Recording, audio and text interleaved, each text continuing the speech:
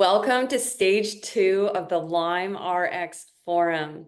In stage 1, which was resilience, our first 4 speakers showed you that you are able to achieve uncommon, almost unrecognizable results when it comes to healing from Lyme and other chronic illnesses.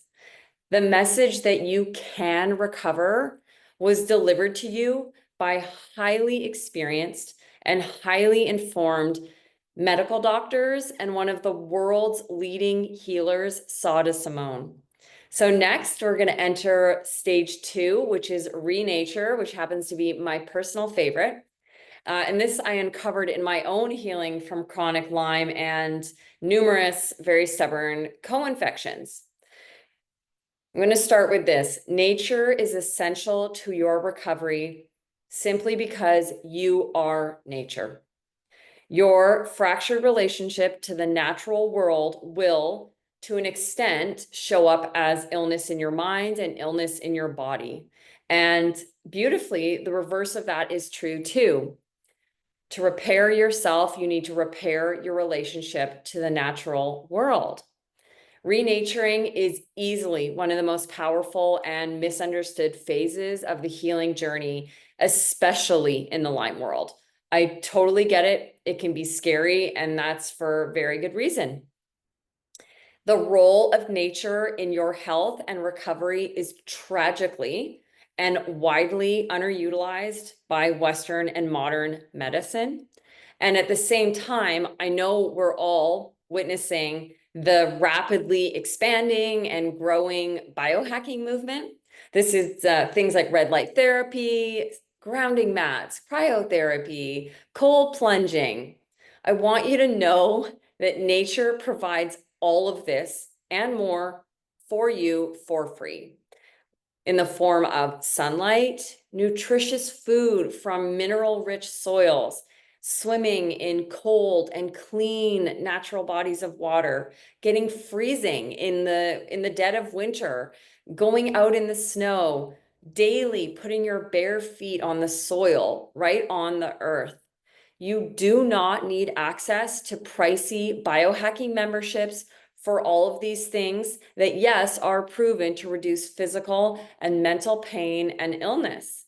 I'm telling you, just go outside and connect with nature. The time is now for you to renature.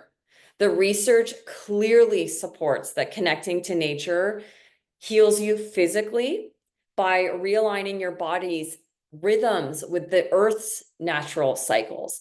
This reduces multiple stress hormones. It enhances your immune function and supports restoration at the most cellular level.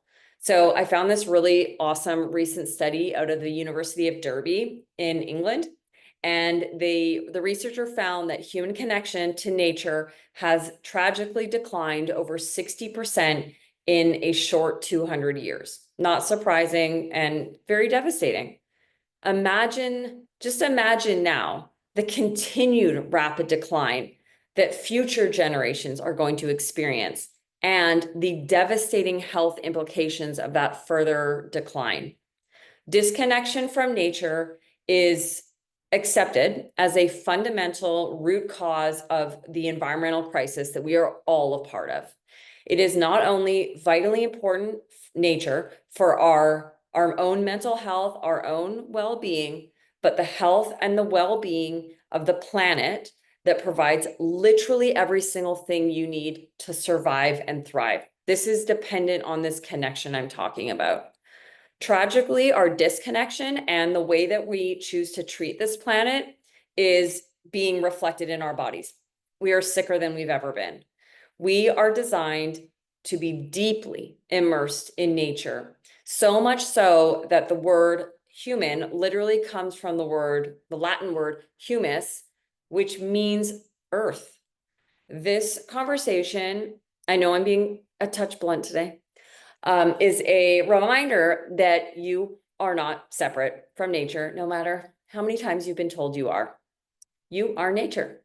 And when you reconnect with that truth, you unlock a deep, steady, reliable source of resilience and regeneration that will carry you through the entirety of your healing journey, mental and physical, and for the rest of your life. I promise you, your life will only improve the more that you choose to integrate nature. So like we did in our first video at the beginning of the Lyme Rx Forum, I'm now going to switch over to an interview mode format. And our wonderful producer, Jamesine Blakely, is going to ask me some questions on my favorite subject, renaturing to heal.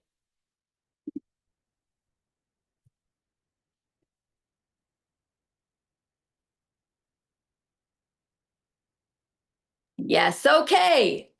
After She's everything, after everything you've just so articulately and passionately shared, uh, this may seem like a strange question, especially considering that you are a fisheries scientist. But how did you come to understand nature, let's say, differently in your own healing journey? Yep. Surprisingly and not surprisingly, my relationship to nature has changed drastically throughout the last 5 years. Yes, I came from a career and education, and I was in hobbies that were nature based. I was in nature and studying nature all the time, but the way I engage with nature today is quite different. I am no longer rushed.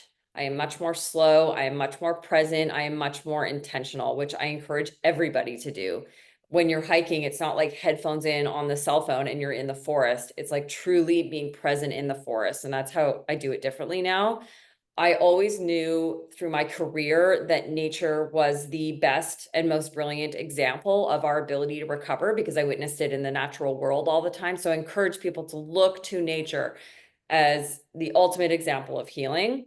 And I came to understand that nature could also heal me through the way that I connect with it by the people I surrounded myself with when I was my most sick. The books I read, the podcasts I listened to, the TV and the Netflix that I watched.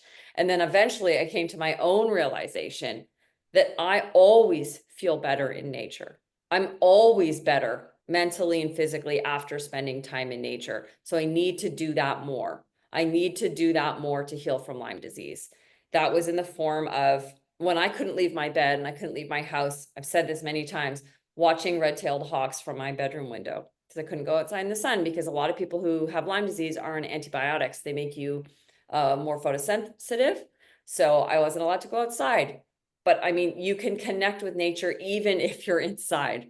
And it's like, these are you can start small and work up to these like bigger connections I'm talking about.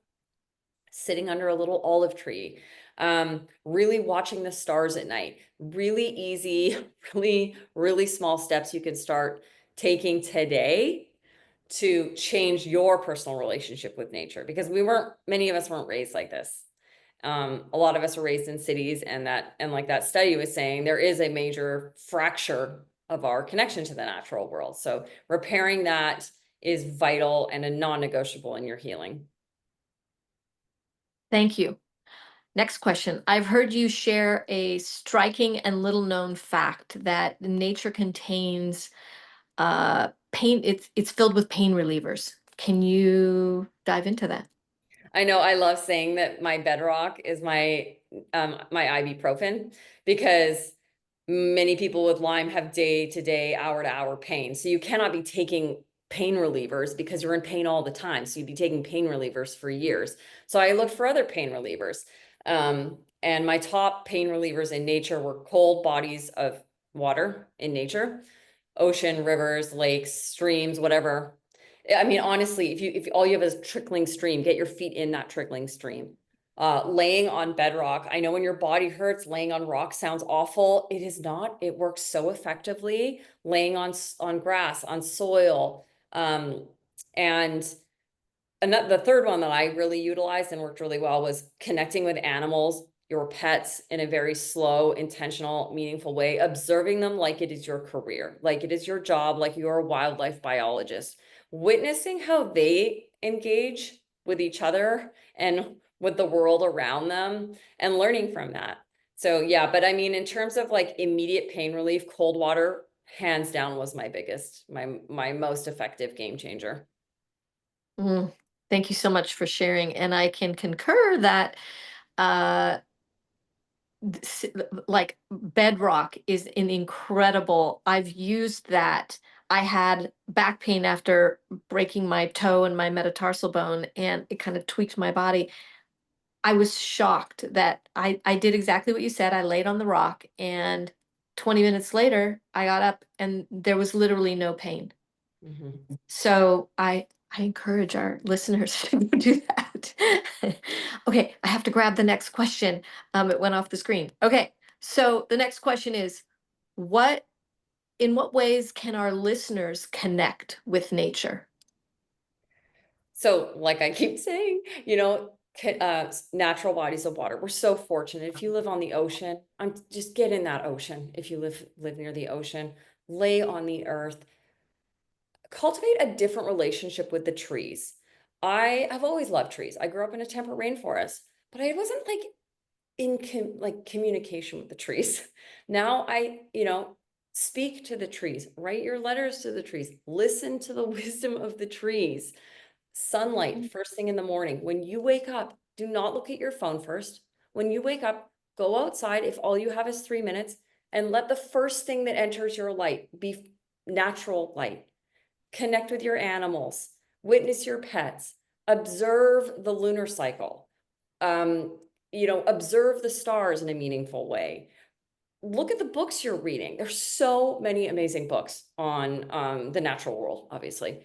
Look at the Netflix and the TV and the YouTubes you're watching. Maybe replace your true crime with like, there's so many remarkable nature documentaries.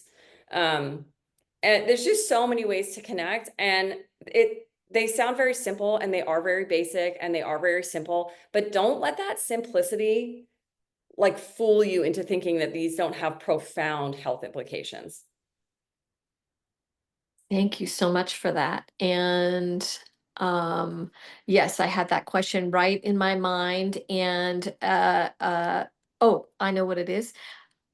After everything that you've shared, I know that there are some people who are listening. I know you're aware of this, who may have a fear of nature, rightly so, right? What can you share with them about how to navigate that fear? A fear of nature with Lyme disease is so expected and such a normal human response to have. Of course. I mean, that it doesn't, it's very, I mean, I give yourself understanding and grace that that is your very normal response to have. Um, and make a decision to take action to slowly rebuild your trust with nature and be intelligent about it, be discerning about it, don't be reckless.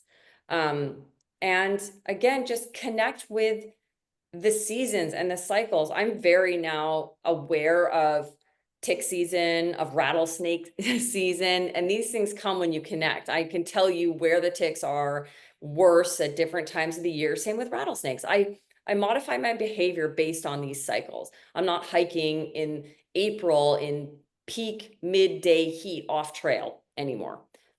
I'm pretty much likely to run into a rattlesnake. So I just modify my behavior a little bit. And, again, I just really want to reinforce the like giving yourself time and giving yourself grace and taking small steps. And you don't have to throw yourself into like, a solo 3-day backpacking adventure. Well, for me, when I started, I was very afraid of ticks. Once this happened, I went, how am I ever I'm never riding horses again because I got bitten riding my horse. I said, I'm never riding horses again. I've been riding horses for like 30 years and I was willing to just completely quit it in the name of my fear of ticks. And I have slowly rebuilt my trust. I would go outside in our yard. I would sit under that little olive tree that I kind of made friends with. And slowly and surely, I'm now much more confident while being super intelligent, like discerning and smart about it. I'm not being reckless, and I'm not saying be reckless. There's amazing like bug spray options and essential oils and what you wear and doing tick checks and checking your animals. These are all really smart precautions to take, but don't write off nature because you right now might be afraid. Thank you. And one of the most important components of ReNature is this understanding that we are nature. and that when the earth is sick, we are sick. And when we are sick, nature is sick. And can you share just a little bit more about that? Because it's so important and compelling. We've all been told a lie that we can separate ourselves, we can live in cities, and we can remove ourselves from nature. We've been told this lie our whole lives for many generations now. It's just absolutely false. And now we are seeing the repercussions of that lie show up in our mental and our physical health. That boundary does not exist. So what we are doing to Earth, we are doing to ourselves. When we pollute the air and the water and we degrade the soil, we are doing those very things to ourselves because we rely 100% on this planet for literally everything. And it's so simple when you look at it like that. And when you look at it like that, you care for the thing that provides you everything. Clearly, I care about this subject. And so think about what you're doing to the water. Think about the plastic you're producing. Think about what you're ordering online. Your decisions matter. You matter very much. Your actions matter very much. And this planet provides everything for you. And so it's so beautiful that the reverse is true. When we trash the planet, we trash ourselves. When we care for this planet, we care for ourselves. And that can begin with you now, right today.